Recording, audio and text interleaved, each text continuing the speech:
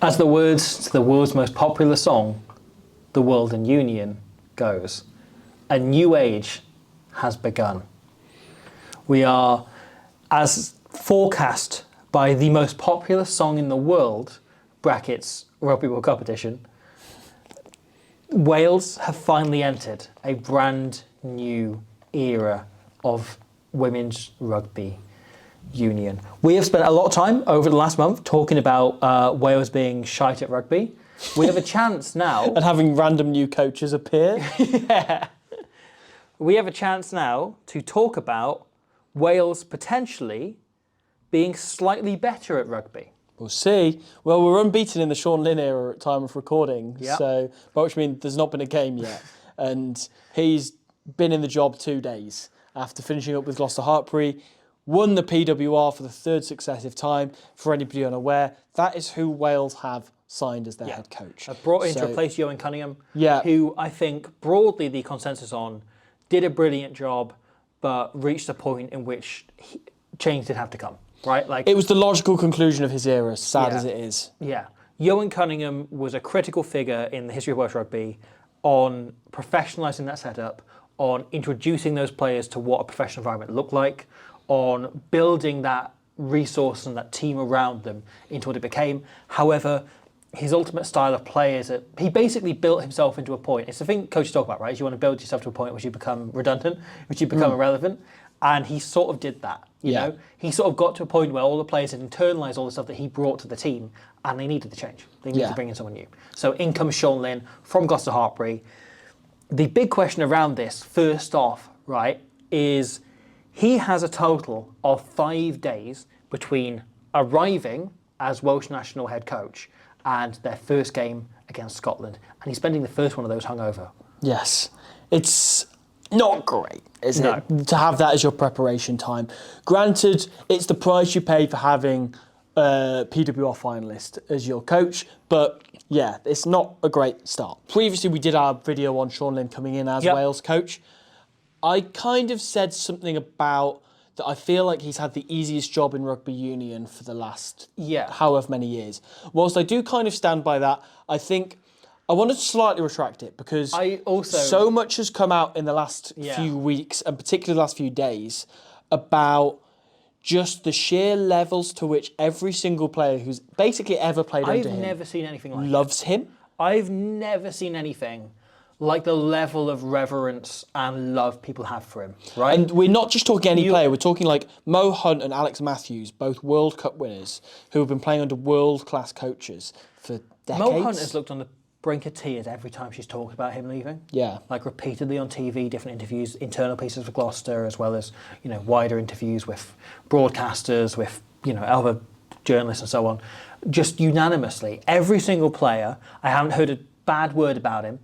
And it's not just that, it's the sheer level of like love and respect. Like the closest thing is Razzie Erasmus, right? He's the closest thing I've seen in terms of someone so unanimously just beloved and talked up, you know? And like, again, I've got a level of bias here, but like I've spoken to a number of Ospreys players about Toby Booth and his impact there and the way he rebuilt them and made them believe in themselves. And you get a level of that, but taken up an extra gear. Yeah. Because they actually went on and won the league 3 times, right? Like he was there 5 years. He's been with Hartpury College a long time before that. If you look through the list of players that he brought through, it's unbelievable. You know, he coached Seb Negri, he brought him through, Alex Cuthbert, Morgan Morris. The list goes on and on and on of players he coached and he brought through and gave their first exposure to kind of professional standard rugby. And then since he took over as the first team coach of Gloucester Hartpury, he's just done an absolutely phenomenal job, right? I said they've won it, you know, 3 out of the 5 years he's been there, 3 in a row. They built towards that over the first couple of years. And this is the thing, right? We talked about the fact that Gloucester Hartpury do have the best resources of any team in the PWR, right? That does make his job easier and it's going to be much more difficult with Wales. Yes. Where they don't have that and they don't necessarily have the same weaponry. However, we had a conversation in the Squid Rugby Discord, which if you want to join, please head to Patreon. It's a lovely place to be. There's some really terrific people. We have good chats in there. Yeah. I like it. There was a conversation in there about what order do people think the Women's Six Nations is going to finish in. And I put Wales last. I thought Lynn doesn't have the turnaround time, and critically, he doesn't have the weaponry that he does with Gloucester Hartpury. I then watched the final through that lens of having stopped, now we're close enough to this tournament, to be thinking about the Welsh team and what can you implement in a week. And I watched that final with the sole lens, or not the sole lens, because I knew we were doing a video on it as well, and like that always changed the way I watch games because I'm kind of looking for more and I'm looking to pull out more points. But it was the first time we've done that on Gloucester Hartpury as well, so I was like looking at them differently from a game plan point of view. Long overdue, of course. Spent it thinking, we've wanted to do it for 3 years, but here we are. I spent that thinking, what from this can you translate into a team in 5 days? And what can you translate over 5 games that can get them up to scratch if that team doesn't have Mo Hunt, Zoe Allcroft, Sarah Beckett, Sam Monaghan, Neve Jones, etc. etc. Emma Singh. And the answer is actually way more than I thought. Yeah. Like, digging into that game plan, it is so transferable because so much of it comes back to lots and lots of really simple basics they do extremely well, and they have such a clear game model that they built that on and they built that out. And again, like when he coached Hartpury University, right, the men's team, I think they went 2 straight seasons unbeaten. Like, this is a guy who's come up with a game plan that is basically bulletproof at everything below international level. And also, it's great to watch. You know, that it's the circus is the brand that they give themselves. Also, the very few interviews and clips and stuff that we've seen of him in Wales camp so far, he's using the same lexis that he used with Gloucester Hartpury. He's using the phrases like license to inspire. Family. Family. All these sorts of things that he was talking about that made his identity so clear and so like marketable, I want to say, with Gloucester Hartpury, which is really, really good. Now, the sad thing is, it's impossible at the moment to talk about Welsh rugby, generally, sadly, like I was going to say Welsh women's rugby, but sadly Welsh rugby, without talking a little bit about the WRU. And because the WRU have, for basically as long as women's rugby has existed under the WRU branch, before that it used to be a separate union. But the WRU, sadly, still to this day, as far as I can tell as a fan, see women's rugby as a means of saving money. That they seem to not put as many resources into it as all of the other home nations do. Secondary, it's an obligation. There's a lot of this going on in rugby at the minute, I think, where people are looking at women's rugby and seeing the growth happening and going, oh, we want to be in on that just in case it blows up in the way, or continues to blow up in the way it is. However, we don't really want to dedicate our time, resources, money to it. We don't want to learn about it. We don't want to commit ourselves to it. So let's hedge our bets, right? This is the second best thing.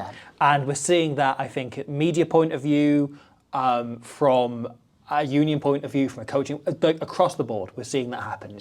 It's getting increasingly frustrating to me because it's so easy to just watch it and enjoy it and talk about it. And the thing is, like with Gloucester Hartpury, he's had such good resources around him in terms of players, staff, coaching, facilities that they can use and so on.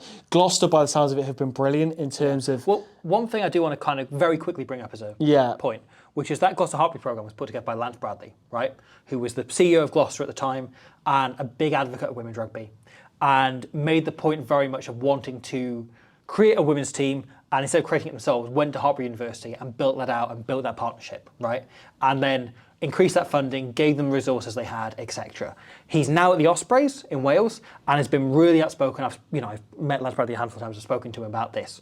And he said quite explicitly he wants to do the same thing in Wales. He wants to do the same for the Ospreys. He wants really good. That level of he wants to build a Gloucester Hartpury in Wales with the Ospreys. That's so promising. And he said the problem at the minute is we don't know where we play. We don't know if it'd be like a Celtic Challenge, if it'd be we can get into the PWR, which is his preference. What it is, like it's sorting those details out. Which the RFU are very much against, getting a Welsh branded team into the PWR. But I think it's very much like once they've moved to St Helens, they then have free license to play as many games there as they like. They don't have to hire the Liberty Stadium, which is now owned by Swansea City. And that's a goal for down the road. And that is really encouraging to have that within Wales there as a side note. But that is where we're at, isn't it? This Welsh team is being propped up by Gloucester Hartpury, has so many Welsh players. They had more Red Roses though. Like they're always painted as a very Welsh heavy club, but they did have 11 players in the Red Roses squad. But yeah, they're being propped up by the PWR massively. Breffon and Gwali have done much better this season than the previous season, which has been... It's been a real mixed bag, I think, for the pair of them. You can't kind of track how good they are week to week. No, and I feel like there's... And this goes to the point I was going to say about coaches around Sean Lynn. We made this point in the Yes, previous video, sorry, so I'm yeah, not going to yeah, go too yeah. far into that. But the point is, if you look at the top of the ceiling of the best Welsh player, below to the kind of like the floor of the least developed, the least experienced Sure. players in the Welsh squad. There are players in the squad who are 18, 19, 20 years old, who are fresh out of school, really promising players, but have only had a little bit of experience at Celtic Challenge level, who, if given the right resources, could very easily become top-end Premiership players. Like, you never really know. And yet there's the concern that when the coaching team have 6 days to turn this round and all in all 6 weeks of the Six Nations, it makes you wonder how much they can do this year. So I think we've probably spoken enough about the coaching. Well, that's it, right? It remains the issue that there's been no press release about the assistant coaches, right? Yeah. There's been some talk, we talked about it a bit before, about whether Reece Oakley follows him in as his kind of right-hand man God, as that'd be defence class, coach. wouldn't it? Wales at the minute don't have someone filling that role. They've got Mike Hill, the forwards coach, who's acting as a defence coach as well, and Cunningham covering that as well. And then Sean Connor, who was an academy skills coach, as the backs coach, who is, again, I'll say this, a perfectly good skills coach who's been promoted beyond his means. Overstretched. And overstretched. He's having to take on too many roles. Yeah. And this has been an issue with Wales, right? And I don't know how much they can improve the attack in the space of a couple of weeks. I don't know how much they can necessarily improve the defence, again, likewise. However, what they can change is they can implement the Sean Lynn game plan. Yeah. And I don't necessarily think it's going to lead to us kicking on and really changing things. I said us rather than Wales, I apologise. Next week against Scotland, which is tricky because that's the biggest game, is the one first up. But there is a chance to do it beyond that. Right? Yeah. So we talked about this again a bit on the Gloucester Hartpury video earlier this week, but there's a Sean Lynn mantra of cashing the cheque. Right. And if you look at Gloucester Hartpury, they kick the ball more than any other club team in women's rugby. They kick the ball more than, frankly, most international teams in women's rugby. Gloucester Hartpury do not play anything in their own half, right? They are so sensible on that. And we think of them as an expansive and attacking and exciting team. However, they only do that once they get into the opposition 22. And from there, it's detail and it's small beats and it's using those Red Roses players to, pull off, and indeed the Welsh players and Irish players and so on, to pull off moments of individual excellence, as well as having a lot of extra detail around the breakdown, which we'll get into in a moment. However, the most important thing is their kicking game, right? And so we've, on each of these, pulled out 2 players who we think are the most important for the teams to perform. I think the most important 2 players are Flaky George and Ciara Bevan. Ciara Bevan is probably about the best player Wales could have in this situation because they need someone that can replicate what Mo Hunt does for Gloucester Hartpury. And Ciara Bevan is probably the next closest you can get in the world. She's nippy and she's got a great kicking game. She's always talking, she's always on top of things, she's always scanning, looking around, everything goes through her, right? Wales already, under Cunningham, played an awful lot off 9. And what we need her doing is, instead of necessarily hanging the high balls, which Wales kicked less than anyone else in last year's Six Nations, which surprised me, but the way they did kick is they kicked contestably more than anyone else, right? Yeah. The majority of teams in the Women's Six Nations last year were kicking long. They were kicking for territory, right? Because territory was just like disproportionately important, and you want to have a territory or possession. There was very little of there was very little point in being in midfield in women's rugby. Which I found quite puzzling because Flaky George's main kicking game is for length. Yeah. She loves to bang it downfield. She's got a huge boot on her. And instead, Wales kicked under Cunningham a lot more off 9. Yeah. And would go aerial a lot more. And it made me feel like Wales underused Flaky George a little bit. Yeah. And it kind of made me feel like Flaky George performed significantly below what she did at Gloucester Hartpury when she played internationally, which I find puzzling because she's such a good and composed player at club level. And I'm now starting to think, wait, no, they just used her wrong. Wales used her as a replacement for Eleanor Snowsill instead of as Flaky George. Yeah. Right. And what I hope we're going to see is the start of Flaky George becoming her own player at international level, which she's very much been at PWR level for 100%. 4 or 5 years. Yeah. And so this comes back to the thing I mentioned, Sean Lynn's coaching mantra of cashing the cheque. Yeah. Right. So the idea is, for those unaware, again, Claire Thomas, friend of the channel, explained it beautifully on commentary over the weekend, that you look to, when scoring points, that is you making your money, right? You make £7 for 7 points, you bang it in, you score your try. However, you don't cash the check and hence get access to the money until you've got back into the opposition half, right? So the way Sean Lynn framed it is that your exit off the kickoff is a part of the scoring process just as much as the conversion, right? You score the try, you score the conversion, you kick it back into the opposition half. That is the core of the whole thing, right? So you look at what Gloucester Hartpury did in that second half of the PWR final. Saracens didn't have a 22 entry in the entire second half. That was how dominant their kicking game was. They just kicked the absolute lever off it whenever in their own half, and they kept the pressure up in defence to make sure they won the ball back, so they were able to do that. This kicking game, I think, is the thing that you can implement in a week, right? Because you have Kira Bevan, who is a very smart rugby player and can pick up, okay, we're going to kick differently this week to previously in the space of 5 days. Yeah, and she's got a big boot on her. Yeah.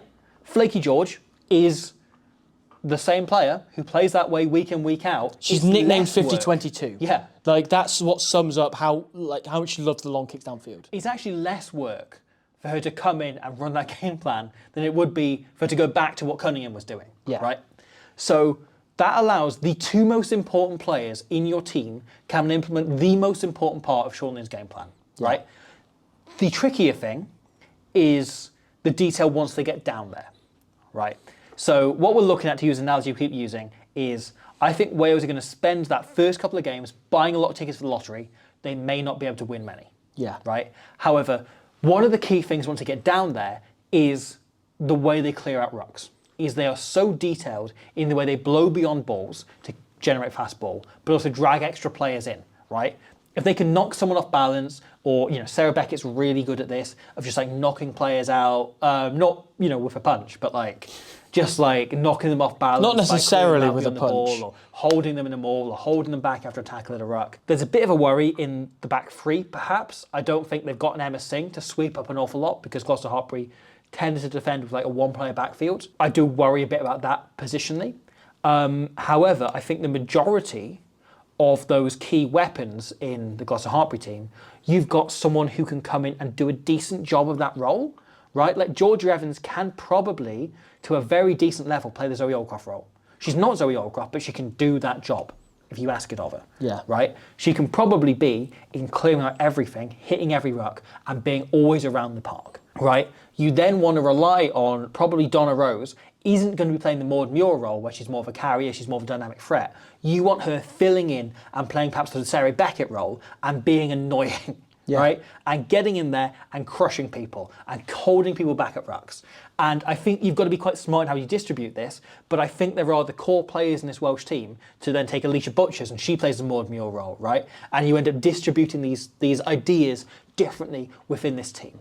And he had a few days in Welsh camp before coming in full time, and you just hope he's handed out some homework to go, I want you playing this role. Yeah. I want you to learn this is what you are going to do, because every player in that Gloucester Hartpury team, yes, they played as a family and they played as that kind of circus and that whole team collective that they all talk about, but everyone had a very set role and they all knew how to play it.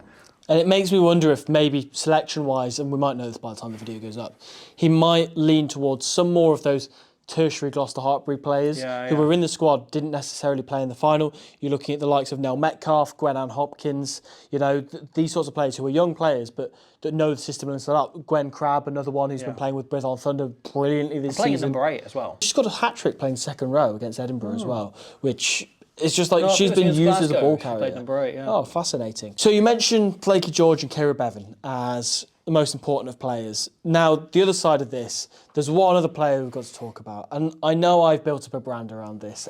Anyone watching this who knows what I'm like when I watch Wales knows exactly which player I'm going to lean towards. She is out injured for the first game, which I think may prove even more how crucial she is to this Welsh team, is Alex Callender. So she plays number 7, for those of you who've been living under a rock. She's the greatest player to have ever played rugby union in history, and she absolutely just loves it and is just like the most stuck in and amongst it player you could ever imagine. Yeah. But the thing is, both sides of the ball, she is Wales' most dominant player. Last year in the Six Nations, she was Wales' top carrier and tackler, and she hit the most breakdowns out of any Welsh player. And Alex Callender had more involvements per minute than any other player in the PWR this season. Which is mad. Like, she is that good. Yeah. She is. You take anything we've said about Jack Morgan over the last few months, and you just convert the pronouns to being she rather than he.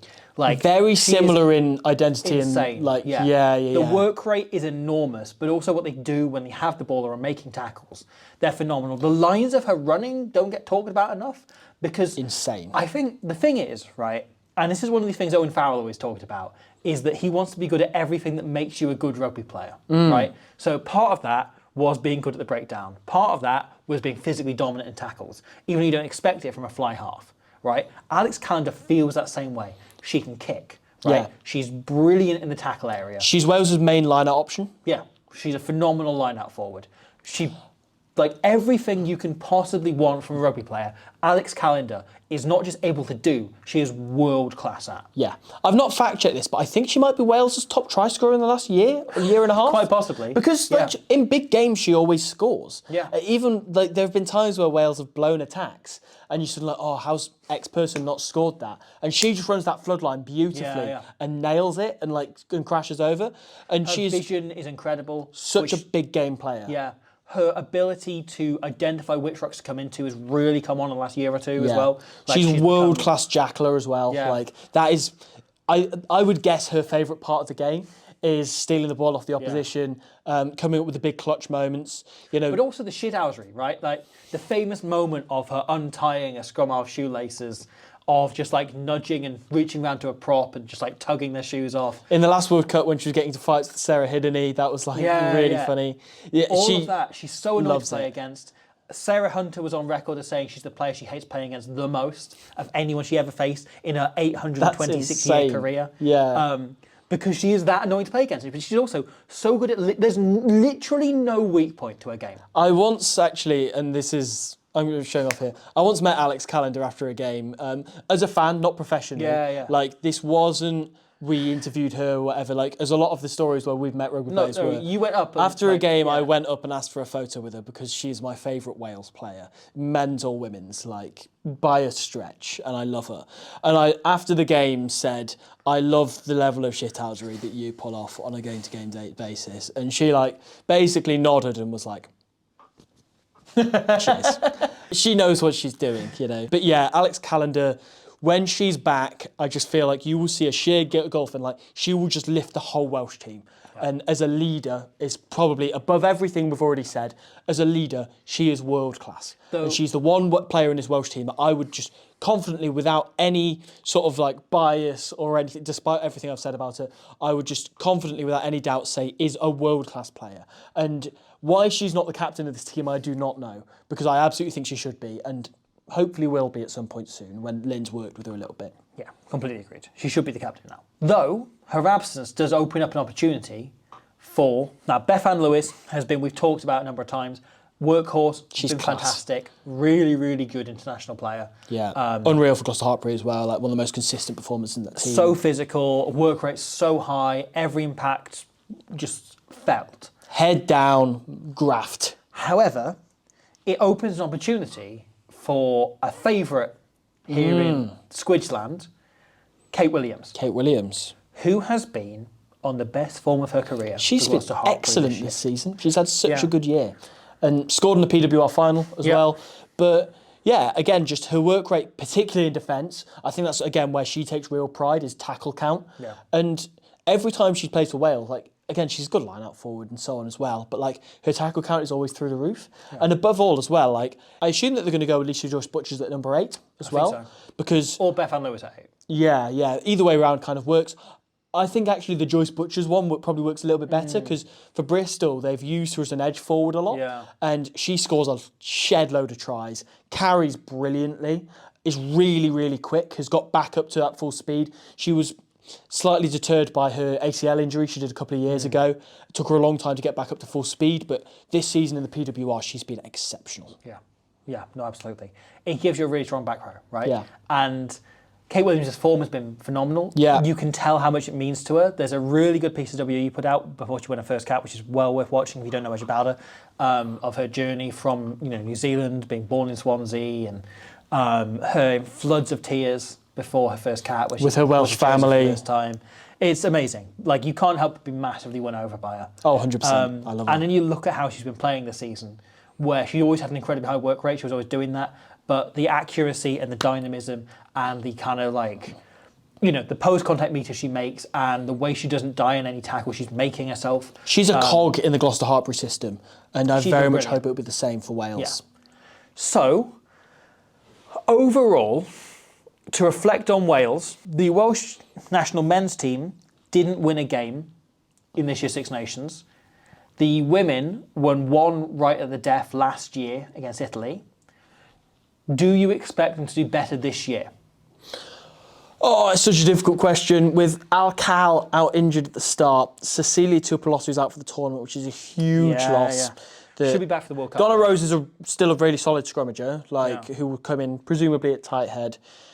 But that's a huge loss in terms of Cecilia's carrying Tuipulotu's. It's a weapon more than anything, right? They use it so much in those 5 metre channels as a carrier. Yeah, I don't know. Maybe it'll benefit Wales long term that they'll develop other options to use those sorts of set moves and stuff with.